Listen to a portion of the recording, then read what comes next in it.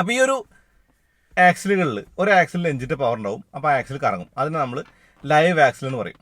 പകരം ഒരു ആക്സിൽ ഒന്നും ഉണ്ടാവില്ല, വെറുതെ ഫിറ്റ് ചെയ്തിട്ടുള്ള റോഡിലെ കഷ്ണം മൂലമായിരിക്കും വീൽ കറങ്ങുക. അതിനെ നമ്മൾ ഡെഡ് ആക്സിൽ എന്ന് പറയും. കാർ അവിടെ മാറ്റി വെച്ചു. ഇത് ഒരു DIY കിറ്റാണ്. അപ്പോൾ ഇവിടെ ഈ ഒരു ആക്സിൽ ഇത് നമുക്ക് ആക്സിലായിട്ട് കാണാം. ഈ ആക്സിൽ കറങ്ങുമ്പോൾ വീൽ കറങ്ങും. അതാണല്ലോ സംഭവിക്കുന്നത്. ഇത് നമ്മുടെ ആ ഒരു എഞ്ചിൻ, എൻ്റെ പേരിൽ എഞ്ചിനായിട്ട് കണ്ടാൽ മതി. അപ്പോൾ ഫുൾ ഫ്ലോട്ടിംഗ് എന്ന് പറയുന്ന ആക്സിലിന് ഈ ഒരു ആക്സിലും ഈ ഒരു വീലും തമ്മിൽ ഈ ഒരു കണക്ഷൻ്റെ ബന്ധം മാത്രമേ ഉണ്ടാവുള്ളൂ. എന്ന് വെച്ചാൽ വീല് ഫിറ്റ് ചെയ്യുന്നത് ഈ ഒരു ഡ്രമ്മിലായിരിക്കും.